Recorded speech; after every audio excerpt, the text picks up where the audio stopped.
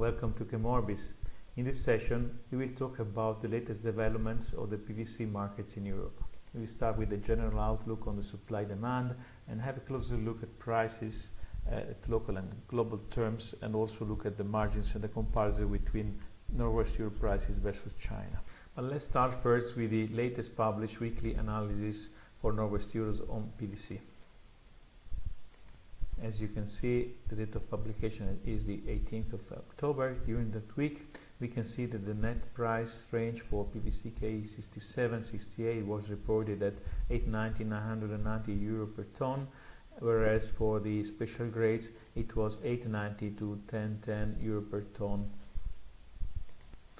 On the right hand of the report, you have the column dedicated to feedstock and monomers, where you can see the crude oil and naphtha price for the last 5 weeks, and also the last 5 weeks spot monomer price in 3 areas: Far East, US and Europe.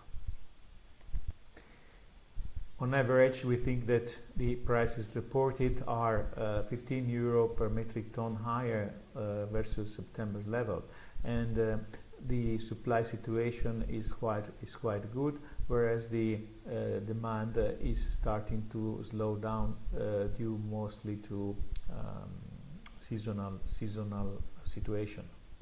In the import market were reported some American origins like Mexican and material from the US.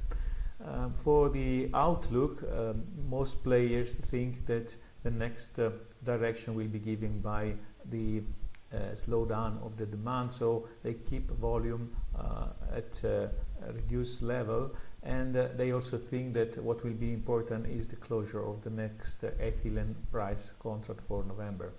And here there are divergent opinions. Some think that due to the upsurge of oil prices the contract will close higher. Some others think that due to the lack of demand the price will slow down. Using the Price Wizard analytical tool, we can see this graph where we can have the PVC K67, 68 and special grades reported for the last 52 weeks. You can see the end of the year started on a minimum, and then the price in 2017 increased until mid of May, where it started to decrease, and after the August break it started to increase again, and now it's mostly flat. See what happens in other markets, we use another analytical tool called Product Snapshot. In this table we can see the feedstock and monomer prices and polymer prices in various regions for a given week, the week we are referring to, the change versus the previous week, and the 52 weeks history, where the minimum and maximum are highlighted here, so the volatility range, and the price of the week is also reported in the volatility range. You can see that for the raw materials we are close to maximum in some cases, for the oil, not for the monomers, and for the polymers you can see that the prevailing condition is let's say we are at a maximum in Europe, whereas in other regions we are more balanced and actually close to the minimum. It is also important to look at the absolute level. So for example, for Europe, Northwest Europe, we see cases at 110-38 as an average price, whereas in other countries like Southeast Asia, China, so on, we are well below the 1,000 level.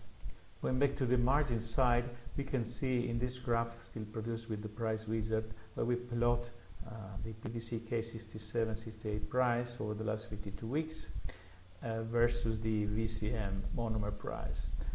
We can show actually the difference between the two data series, and you can see basically what is called the margin, theoretical margin of a producer, where it was very small or compressed during the first part of 2017, and now it's quite ample.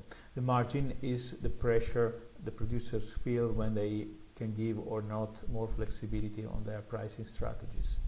On this chart instead we plot the K67 price in Europe versus the same polymer in China.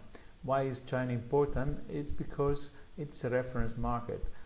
When that market achieves the maximum, it will take another 3-4 weeks or more for the same to happen in our country, in Europe. So for example, here in this period, end of June, it was touched a minimum for the China market. and it took another 4-6 months to achieve the same minimum in Europe.